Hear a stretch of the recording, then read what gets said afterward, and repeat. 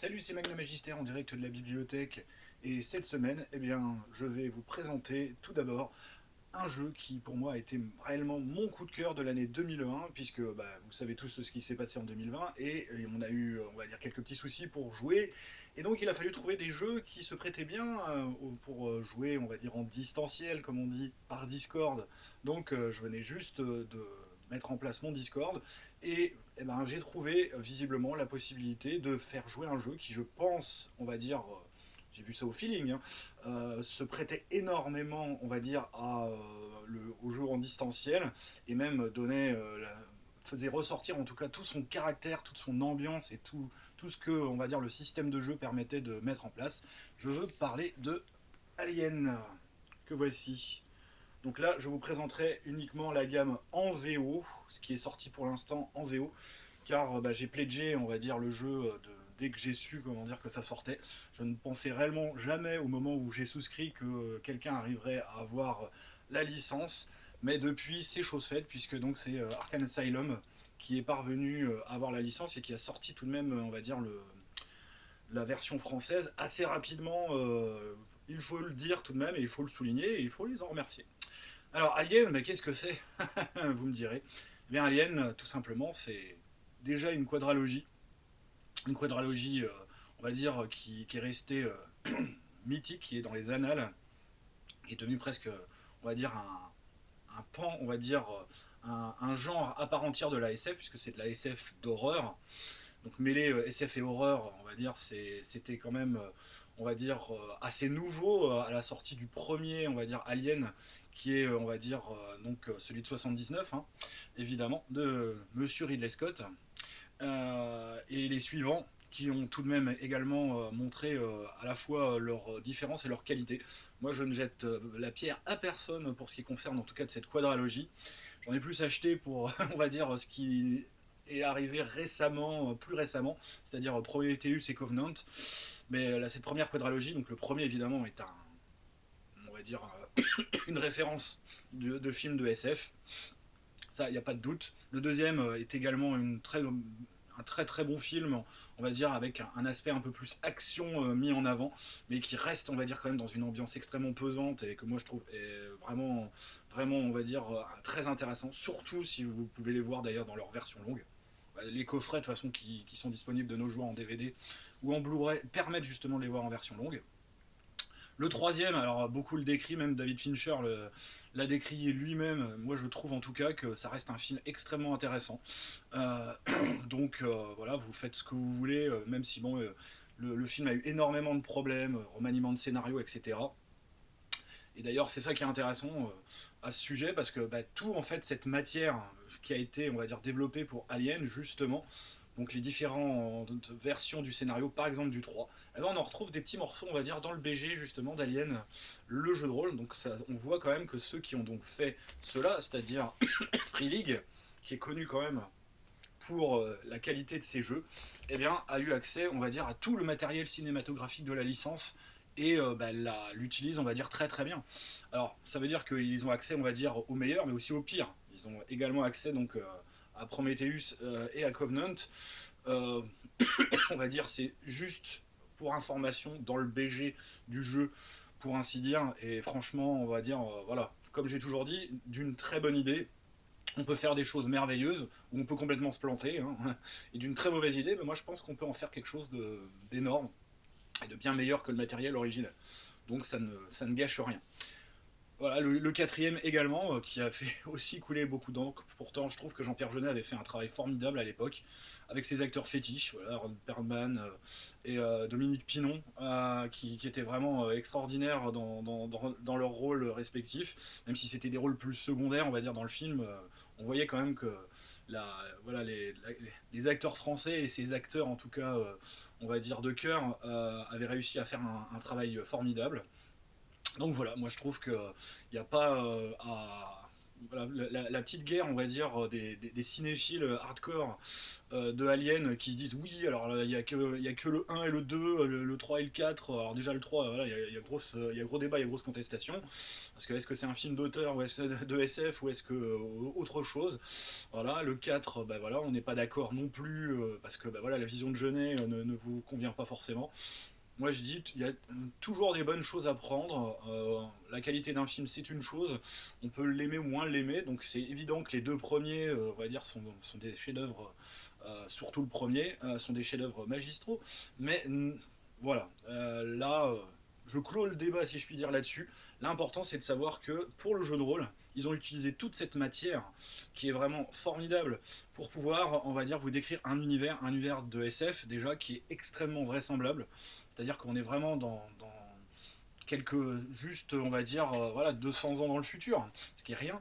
Euh, et donc, avec seulement ça, bon, avec aussi, on va dire, une suspension, on va dire, d'incrédulité concernant, on va dire, l'existence en fait d'un moteur qui permette justement d'aller plus vite que la lumière ou d'approcher en fait la vitesse de la lumière pour pouvoir voyager on va dire dans des coins assez reculés de la galaxie et donc de former vraiment on va dire quelque chose de gigantesque à dimension on va dire inhumaine d'une certaine manière avec évidemment tout ce fond au niveau du BG de lutte entre les factions, entre les corporations qui est vraiment très très bien fichu dans le livre de base.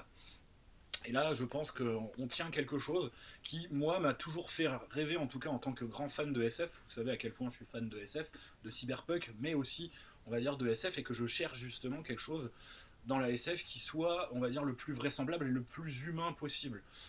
Non pas que je n'aime pas les jeux, on va dire, où on va avoir des extraterrestres à foison qu'on rencontre dans des cantinas, vous verrez de quoi je parle, ou qui font, on va dire, de magnifiques missions, on va dire, à travers la galaxie et au-delà, vers l'infini.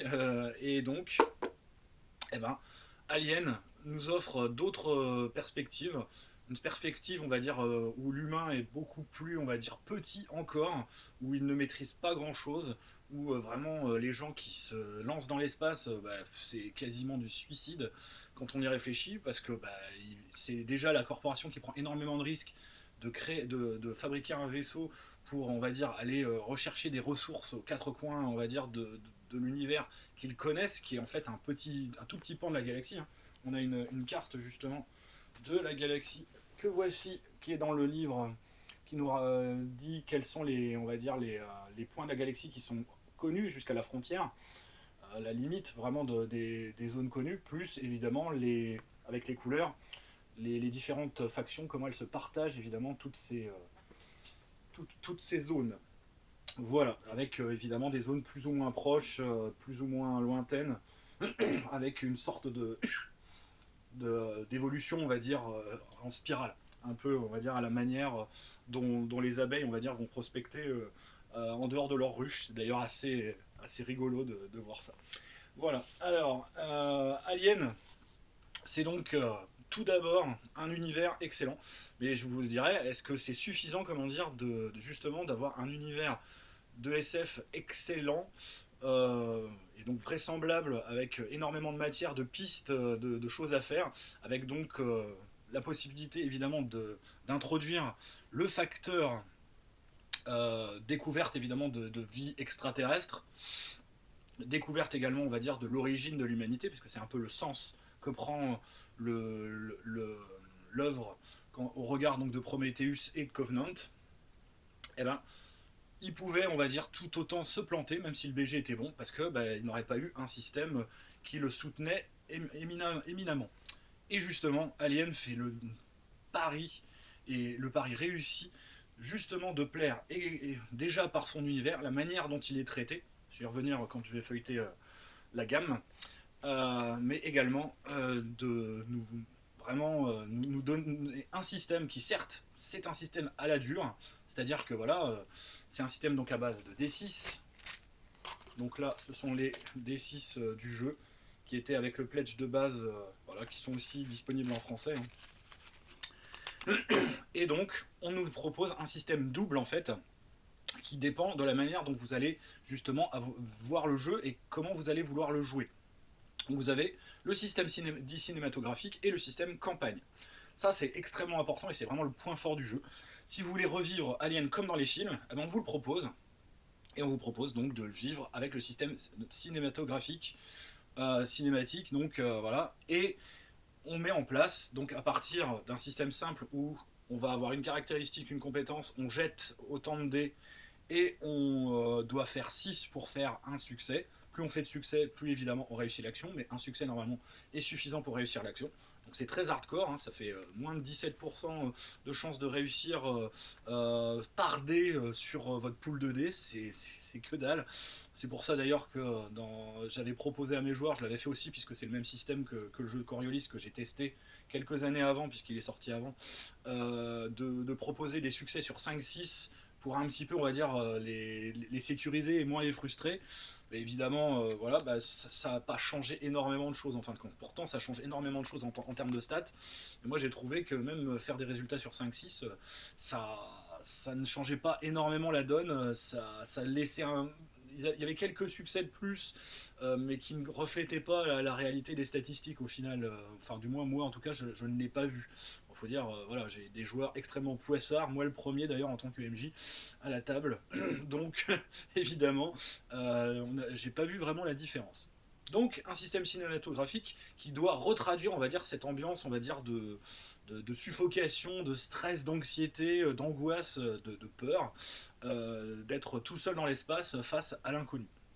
Et donc, on a ce pool de dés, et à chaque fois, on va dire qu'il va y avoir des situations où on va être effrayé, du moins, ou mis en défaut, ou qui sont sujets des situations qui nous mettent sujet à l'angoisse ou à la peur. Alors on va rajouter les dés. Donc ces fameux dés jaunes sont particuliers puisqu'il y a bien un 6, mais le 1 est représenté donc par le symbole du facehugger. Voilà, le fameux alien qui vient vous pondre dans l'estomac un petit cadeau. Et donc, si on tire évidemment sur son jet de dés des facehuggers, eh ben, on a donc une jauge de stress qui augmente. Et le facehugger déclenche en fait des effets sur une table qui est donc une table purement et simplement d'effets, on va dire, de stress. Alors je vais le montrer, normalement il doit être sur l'écran, comme d'habitude c'est emballé, c'est pesé, donc d'ailleurs ça va me permettre de vous montrer en même temps un écran de toute beauté. Donc c'est sombre mais c'est vachement beau, c'est extrêmement bien. Donc il y a voilà, la table très utile, donc des blessures critiques, mais aussi la table donc de panique qui est ici, que je vais vous montrer un peu plus en détail. Voilà. Et donc en fonction de votre niveau de stress, qui va donc augmenter évidemment le résultat du dé, eh ben, vous avez un effet qui va arriver de j'arrive à garder mon calme, je reprends mon souffle de 1 à 6, et après c'est voilà, tremblement, je perds un objet, je me, on va dire, rigidifie, freeze. J'essaye de me mettre à couvert. 12, à partir de 12, je hurle à la mort. 13, je fuis. 14, rage berserk. Donc là, par contre, quel que soit ce que j'ai en face, je fonce, comment dire, dessus, au risque de mourir. Et 15 ou plus, la catatonie. Donc là, concrètement, bah, la personne va se rouler en boule dans un coin, en bavant, en attendant la mort. Donc voilà, on est vraiment là-dedans. Donc ça c'est pour le système, on va dire, cinématographique, qui est vraiment extrêmement intéressant sur ce point, parce que vraiment, là on a, et pour l'avoir testé, j'ai testé les deux campagnes, celle donc du kit de démarrage et celle donc du Destroyer of Worlds, qui est, voilà, ces deux-là que j'ai fait jouer justement dans le courant de l'année 2020-2021. M'ont permis, on va dire, de voir à quel point le système cinématographique était vraiment très intéressant et remplissait bel et bien, on va dire, l'objectif qui s'était donné. Et ça, on peut le dire, voilà, quand un système rend bien compte d'une ambiance ou d'une volonté, en tout cas d'un postulat ludique qu'il veut se donner dès le départ, eh ben, il faut le saluer. et ça marche très bien et les joueurs étaient vraiment très satisfaits. Bon, ça n'a pas empêché que voilà, il y ait à la table du PVP qui laisse quelques petits goûts amers. Voilà, à chaque fois, comment dire, ils se faisaient trahir par le corpo. Ils n'ont pas compris, hein, ils le savaient pourtant, hein, ils le savaient. Et finalement, ben, c'est l'Android qui était caché au sein du groupe qui arrivait plus ou moins aussi à s'en sortir et à, on va dire, la mettre à l'envers à tout le monde. Voilà. Puisque en plus, évidemment, en dehors, on va dire, de cette mécanique de stress qui est extrêmement importante, il y a également évidemment plein de petites choses supplémentaires qui viennent rehausser encore, on va dire, ce système, mais qui marchent tout aussi bien aussi pour le système campagne que le système cinématographique. Le système campagne, eh ben, c'est, on va dire, le même système de jeu quand même que pour le cinématographique, sauf que là on pense évidemment à un plus sur la durée. Donc le stress sera moins présent, ça ne veut pas dire qu'il n'est pas présent, mais il sera, on va dire, il y aura moins, on va dire, une montée crescendo comme il peut y avoir en cinématographique, puisqu'on sait que c'est un scénario, c'est un one shot qu'on va jouer et après ce sera fini quoi. Généralement les persos soit arrivent à s'en sortir tant bien que mal, soit meurent. Là moi pour les deux que j'ai joué, que ce soit donc le premier, Hammer of Gods, c'est comme ça qu'il s'appelle, hein, je crois. C'est bien Hammer of Gods. Non, Chariots of Gods, pardon, excusez-moi. Donc Chariot of Gods, le chariot des dieux.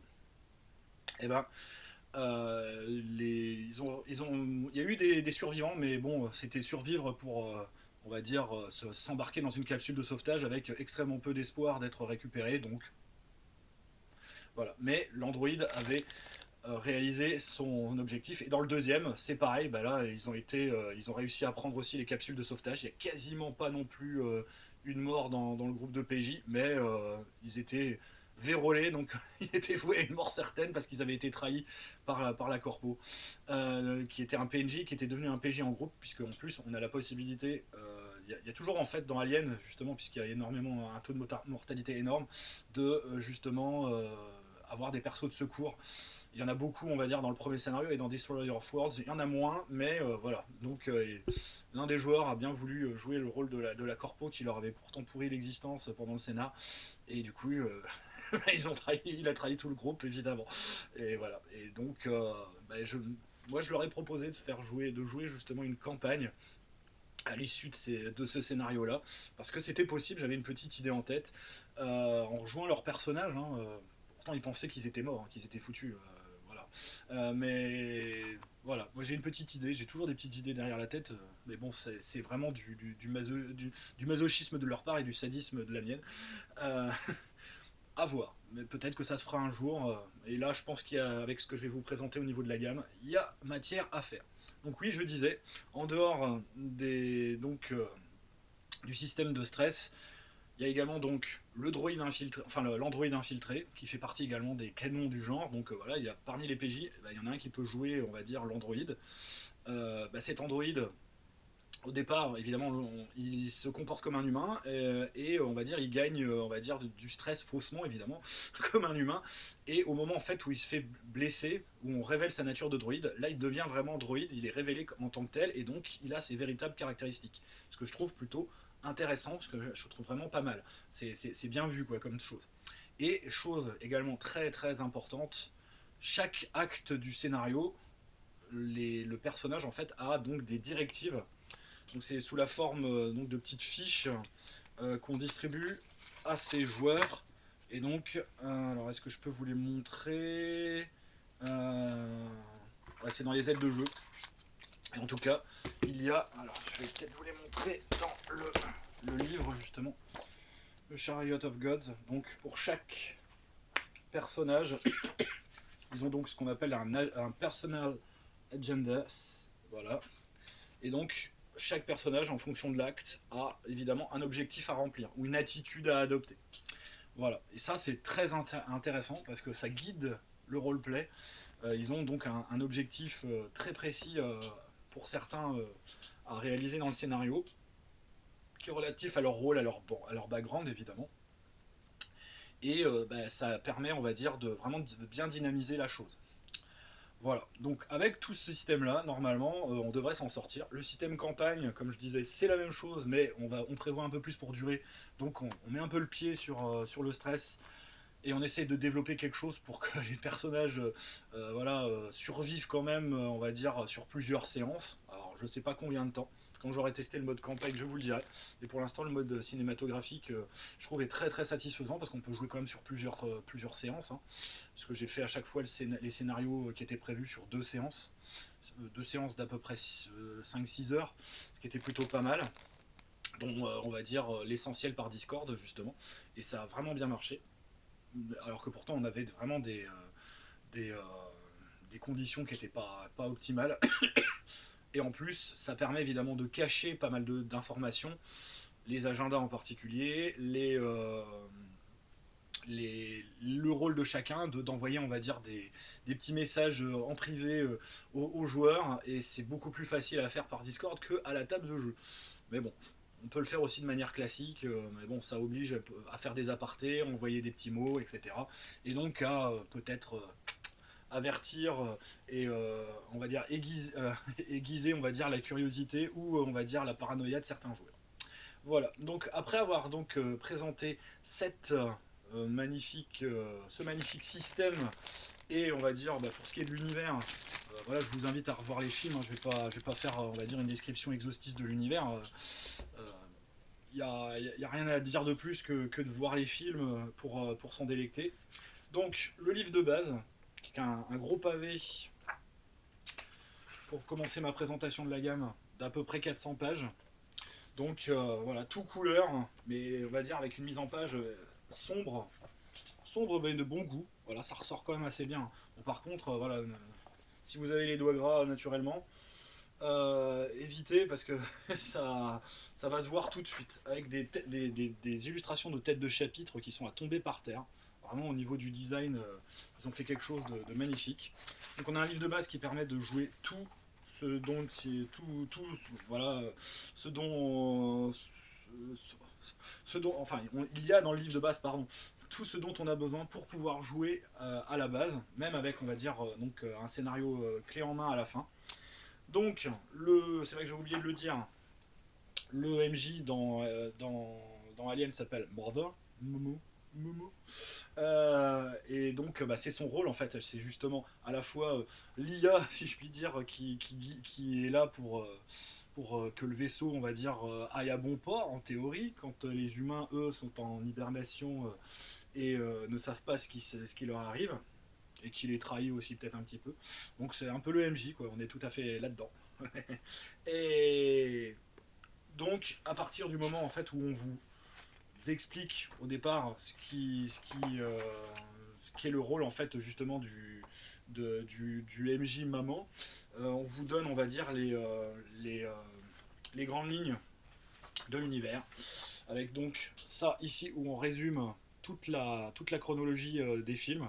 Donc vous verrez hein, on retrouve les événements donc c'est jusqu'en 2190 qui est donc, on va dire, on est juste en fait après le numéro le 3. Évidemment, le 4 n'est pas inclus puisque ça se passe normalement une centaine d'années après. Ça se passe vraiment très très longtemps après. Donc on a tout le BG, donc malheureusement qui inclut Prometheus et Covenant et jusqu'au Alien donc 3. Qui s'appelle qui s'appelle Alien 3. Voilà. Et ils ont chacun un nom normalement. C'est Alien, Aliens et Alien. Son nom m'échappe. Voilà, comme d'habitude, évidemment. Donc, ouais, on est en 2180. Voilà. Et donc, ils viennent d'avoir en fait les échos justement de ce qui s'est passé sur la colonie pénitentiaire en question, dont on parle, on va dire, dans le numéro 3. Donc après, on vous dit tout simplement dans ce livre quels sont ce qu'on peut jouer, les différents modes, donc le mode cinématique et le mode campagne, voilà, qui vous sont expliqués avec les différents systèmes. Après, on vous décrit les différents, ce qui va composer votre personnage, donc le stress, la jauge de vie, les compétences, les talents. Donc oui, chaque classe de personnage évidemment également a un talent spécifique qui lui est propre et qui lui permet, on va dire, de représenter un peu son archétype, là avec des illustrations toujours à tomber par terre. Donc par exemple, le corpo, lui, va avoir on va dire, la possibilité évidemment, de rouler les gens dans la panade, de les convaincre en fait de sa bonne foi, et surtout d'avoir quelqu'un qui va venir prendre les coups à sa place. Ça, c'est la capacité du corpo. Vous avez, c'est vrai que j'avais oublié, dans le système de jeu également, ce qu'on appelle un signature item, c'est-à-dire un objet signature, qui est un peu comme votre doudou, votre nanin, qui va vous permettre, quand vous allez vous concentrer pendant un petit peu de temps dessus, dans un coin tranquille, de faire descendre votre jauge de stress. Voilà, donc on peut jouer, comme je le disais. Alors, Marshal de colonie, donc c'est l'intendant en fait de colonie, l'agent de la compagnie, saloperie, ça rime, le gamin, donc c'est pour rejouer Newt, le médic, l'officier. Je passe un peu plus de temps sur le livre de base parce que les scénarios, je ne vais pas pouvoir vous montrer grand chose. Le pilote,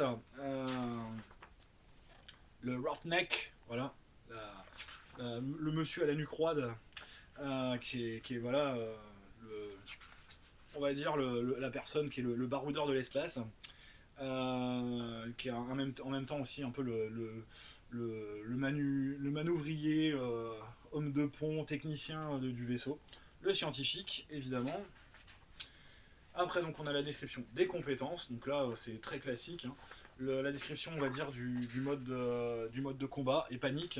Donc, avec, évidemment, on peut jouer avec une map quadrillée et des pions, et vraiment avancer, on va dire, comme dans le film, avec des pions, voilà, qu'est-ce qu'on détecte, est-ce qu'il y a des mouvements, est-ce qu'ils vont nous agresser, ah mince, ils sont au-dessus de nous, ah ben ils nous sont passés dessus, ah, et là, voilà, évidemment, c'est le drame.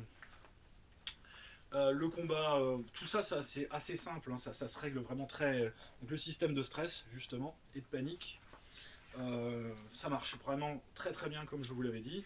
Les différents types de choses qui peuvent se passer, donc voilà, les règles spécifiques pour les différents types de dégâts que vous pouvez prendre, de la suffocation, radiation, etc. C'est pas drôle. Les règles sur les véhicules, tout l'équipement évidemment qui est décrit. Alors là, il y en a des pages et des pages. C'est quand même voilà, avec les différents.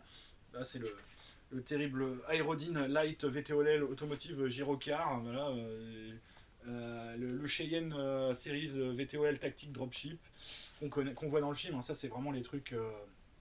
Voilà, c'est le M570 Armored Carrier. Armored Personal Carrier, voilà, celui qu'on voit dans le film, qui se prend un bon vieux gadin après une course-poursuite dans le réacteur. Voilà, le vaisseau qui peut porter justement le précédent. Voilà, toujours des illustrations magnifiques. Et donc après, on vous décrit évidemment la vie dans l'espace, la vie dans les stations spatiales, sur les planètes colonies. Donc évidemment, ça c'est bien, on va dire, pour avoir tout ce qu'il faut. Voilà, les différents vaisseaux également aussi, la vie à bord des vaisseaux. Voilà, on nous donne plusieurs types, plusieurs plans de vaisseaux, dont voilà ceux qui ressemblent évidemment aux vaisseaux dans Alien. Donc il n'y a pas le Nostromo, mais il y a les types, comment dire, comme le Sulaco, hein, c'est-à-dire le vaisseau des marines coloniaux. Donc après, les conseils du MJ qui arrivent ensuite, comment on va dire mettre en place une campagne, et enfin donc la partie BG, donc Governments and Corporation. On nous avait décrit donc au départ on va dire la chronologie de manière et là on nous décrit donc les différents éléments. Donc on a déjà le monde, l'empire des trois mondes. Donc ça c'est l'une des premières factions. Les États-Unis donc d'Amérique, l'union, comment dire, des peuples des peuples progressifs, voilà. Je ne sais pas comment ils l'ont traduit en français. Et les colonies indépendantes, avec également aussi donc Interstellar Commerce Commission, donc la commission du commerce interstellaire. Évidemment les corpos, donc Weyland Yutani, qu'on connaît bien. La salle Bio-National, la deuxième corpo d'importance. Sexon, avec chacune leur spécialité. Il y en a qui savent, on va dire, faire des technologies évidemment pour l'espace, donc qui fabriquent, on va dire, des moteurs, qui fabriquent des navigateurs, des calculateurs de trajectoire, etc. On nous décrit donc des planètes, le système, voilà, de manière succincte. On nous donne évidemment ce qui est connu Alors certains sont issus évidemment du film, d'autres ont été complètement inventés pour l'occasion. Et finalement, cette fameuse frontière où tout le monde va, en fait, c'est voilà, la zone où tout le monde se concentre en ce moment parce ils sont en train, on va dire, évidemment de la coloniser, et il y a des tensions évidemment entre les factions que je vous ai citées. Voilà. Donc après, on nous décrit évidemment MJ Only, on va dire, les races aliens. Donc on nous parle évidemment des fameux ingénieurs. Donc là, je vous renvoie au film, je n'en dirai pas plus. Et donc après, ce qu'on appelle donc les xénomorphes, c'est comme ça qu'ils appellent, on va dire les aliens au niveau de la terminologie, avec donc les néomorphes, les premiers. Et le deuxième, donc avec leur cycle évidemment de reproduction, etc. Tout est bien dit. Donc vous savez évidemment en tant que Momo, que MJ, où ils en sont, et donc vous pouvez vraiment faire monter la pression, on va dire, en mettant en place les stades d'évolution de ces sales baits. Là, le jeu en campagne, donc ça c'est le dernier chapitre, avec justement, en plus donc de décrire avec des tableaux, on va dire, la vie, on va dire, de tous les jours de chaque colonie. Donc ça nous donne évidemment des points pour jouer, on va dire, le quotidien, et avec, on va dire, aussi des tableaux, voilà, le job generator, donc les générateurs de tâches dans votre, on va dire, campagne. Voilà. Et après, donc, on a la description d'une station, donc la station Novgorod, qui est ici. Voilà, avec les plans de la station. Donc c'est vraiment un lieu, une colonie clé en main pour y placer votre campagne. Vous avez toute la description. Et enfin, le Hope Laughs Day. Donc là, on est en fait sur Alien 2. Voilà, vous pouvez jouer en fait les derniers jours de la station avant qu'il se passe ce qui se passe dans le 2. Voilà, c'est prévu pour. C'est pas drôle. Voilà, c'est la Headless Hope, comme ça qu'il s'appelle, hein. Qui est donc voilà, la station avec son réacteur nucléaire de terraformation que nous pouvons voir dans le numéro 2. Donc, avec ça, il y a tout ce qu'il faut. Mais, évidemment, moi je vous conseillerais que trop donc, de prendre l'écran, qui, comme je vous l'ai dit, est très beau. Voilà, il est là, il est magnifique. Avec juste les tableaux dont vous avez vraiment besoin pour gérer, parce que franchement, le système n'a pas besoin de plus. Il est livré donc dans sa version telle que moi, en tout cas je l'ai eu avec un Maps and Marker pack. Donc vous avez des cartes, donc la carte en grand format de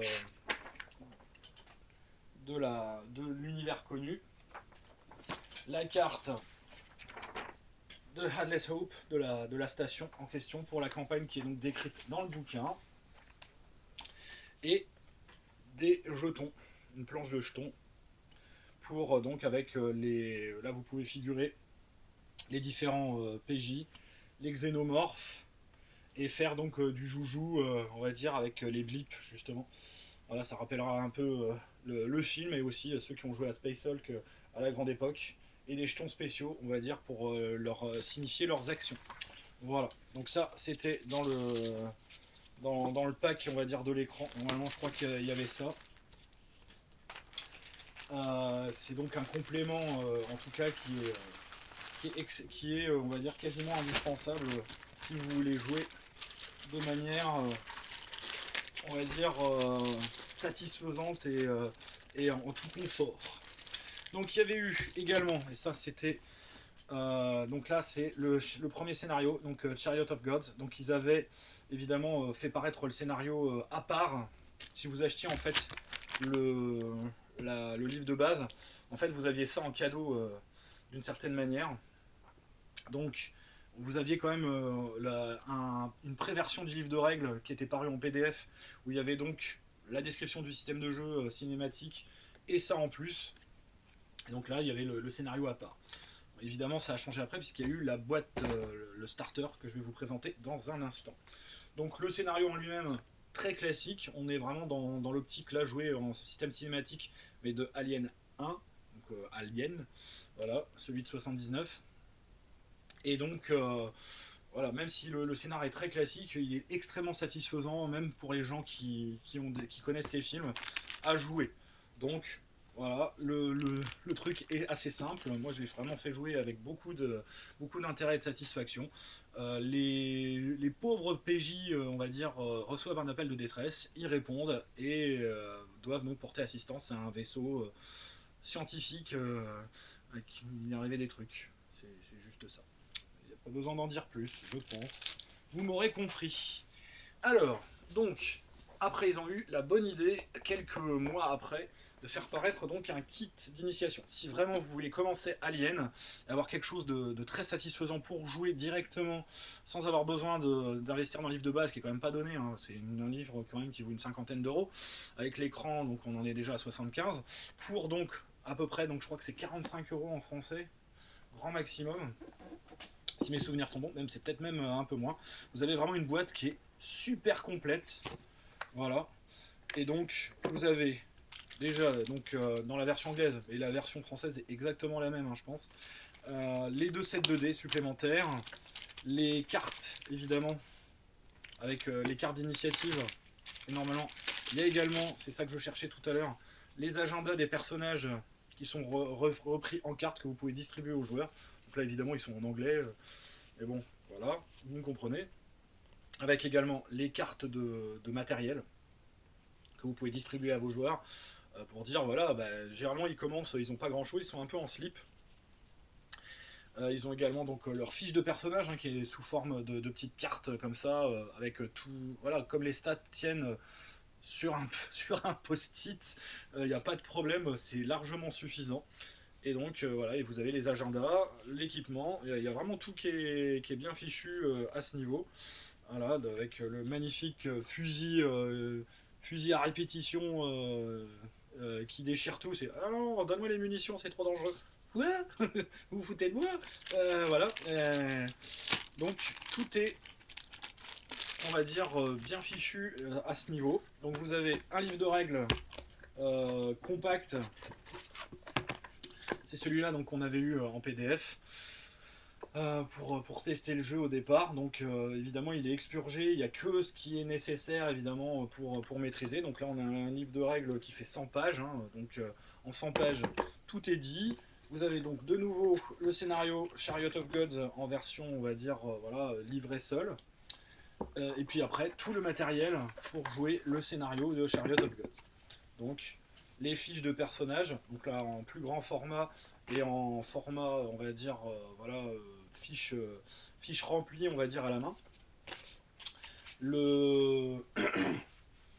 La carte évidemment aussi. Donc oui ça fait doublon, hein, évidemment, vous l'aurez compris. Et la planche de pion. Donc plutôt que d'acheter, vous avez le choix en fait, ça dépend ce que vous voulez faire. Si vous voulez commencer à jouer tout de suite en cinématique, prenez la boîte de base. Il y a tout ce qu'il faut en fait pour commencer et elle peut vous servir on va dire de boîte de démarrage, mais également on va dire sur le long cours, sans avoir besoin de racheter en fait le livre de règles complet, hein. C'est-à-dire que vous achetez ou la boîte de base ou le starter set et vous êtes paré. Après vous pouvez acheter les suppléments qui vont suivre et vous serez largement on va dire largement bon. Donc voilà, si vous voulez vraiment avoir tout ce qu'il faut pour jouer, c'était ça. Mais vous avez qu'un seul scénario évidemment, là où dans le livre de base c'est évidemment plus complet et ça vous décrit plus le mode campagne. Là vous serez pareil pour jouer le mode cinématique. C'est surtout ça la différence. Après, donc ça vient de sortir aussi en français il n'y a pas très très longtemps, il y a juste quelques mois. C'est donc le Destroyer of Worlds que je trouve vraiment excellent au niveau scénario, car c'est un... Donc là on rentre on va dire dans un mode, on est quand même en mode cinématique, mais on est en mode cinématique on va dire bac à sable, ce qui est beaucoup plus intéressant je trouve. Donc on a les cartes évidemment avec les PNJ. Ah bah tiens, la fameuse corpo qui les a trahis, je l'ai retrouvée. Et donc en plus des cartes comme d'habitude, on a le livret du scénario. Donc là les personnages jouent des Marines, Ils débarquent sur une planète et ils doivent réaliser une mission, on va dire, d'évacuation en fait de la planète et donc aller chercher, on va dire, quelques individus en particulier qui sont visiblement qui ont priorité à être évacués. Je sais pas trop pourquoi. Voilà, et donc ils vont devoir justement déambuler dans une ville vraiment tentaculaire. Enfin, un- c'est quand même une grosse colonie. Donc voilà, ça c'est les différents membres de l'équipe. Hein. Voilà, avec évidemment donc, tous les chefs d'équipe. C'est vraiment une équipe de Marines au grand complet. Avec voilà, le gros bourrin, le chef, etc. Avec tous, on va dire, une personnalité plutôt sympathique. Il y a donc les plans. Alors, les plans, il y en a pléthore. Donc il y a le plan du fort en fait où ils sont dès le départ, le fort Nebraska. Et après donc c'est le plan des principales des principaux lieux en fait qu'ils vont voir. Et donc il y a le plan complet en fait de la ville dans laquelle ils vont déambuler. Voilà. Ici donc Ariarchus. J'avais du mal à le prononcer ce nom. Maintenant ça va. Et voilà. Et franchement, c'est un scénario que moi j'ai vraiment adoré en tant que MJ pratiquer. On avait fait la première partie donc en distanciel et la deuxième partie, les joueurs étaient présents à la table parce que c'était le déconfinement. Et donc, soit l'un ou l'autre, de toute façon, le jeu fonctionne. Hein, mais vraiment, si vous êtes en distanciel, vous n'avez pas le choix. Jouer à Alien. En plus, voilà, normalement, vous devez pouvoir récupérer. Moi, quand on avait souscrit pour la VO, il y avait tous les PDF qui étaient donnés avec. Donc, c'est extrêmement facile, même si vous n'avez pas de plateforme, on va dire, pour faire de la pour voilà, type Roll20, etc. Vous avez quand même la possibilité, on va dire, de transmettre le matériel aux joueurs pour jouer. Voilà. Et donc le dernier supplément qui est sorti, donc celui-là il date de pas très très longtemps. J'ai vraiment eu du bol de pouvoir le choper. C'est donc un supplément énorme de 350 pages sur donc les Marines coloniaux. Donc là, on a vraiment un supplément qui vous permet de jouer en mode campagne et vraiment en mode campagne. Donc vous avez toutes les informations à l'intérieur sur évidemment l'organisation des Marines coloniaux, comment créer un personnage Marines plus développé avec on va dire des compétences, des archétypes, des talents spécifiques, toute la description de leur matériel, donc de le matériel personnel jusqu'aux vaisseaux, véhicules et compagnie. Évidemment, tout est là-dedans. Plus, et ça c'est plutôt intéressant, donc la description donc, des différentes factions de la frontière et évidemment chacune leurs objectifs à plus ou moins long terme. Et vous, qu'est-ce que vous allez jouer comme rôle dans ce panier de crabes? Et surtout, 7 scénarios, donc 6 missions classiques qu'on peut jouer dans n'importe quel ordre. C'est vraiment, on va dire, il y a tout hein, en termes de thématique, il y a de tout. Et un 7e scénario qui, lui, en fait, est en quelque sorte une clôture de chapitre. Qui s'appelle, donc c'est le jardin de la pieuvre, Octopus Garden, opération Octopus Garden. Parce que chaque scénario évidemment a le nom, donc opération machin bidule, opération truc bidule. Voilà, il y a par exemple opération donc alors ça c'est la première, opération Blaze of Glory, ça c'est la première, opération Arcturian Apocalypse, la deuxième. Operation Quiet Catch, Operation Go Fish, Operation Dreamcatcher,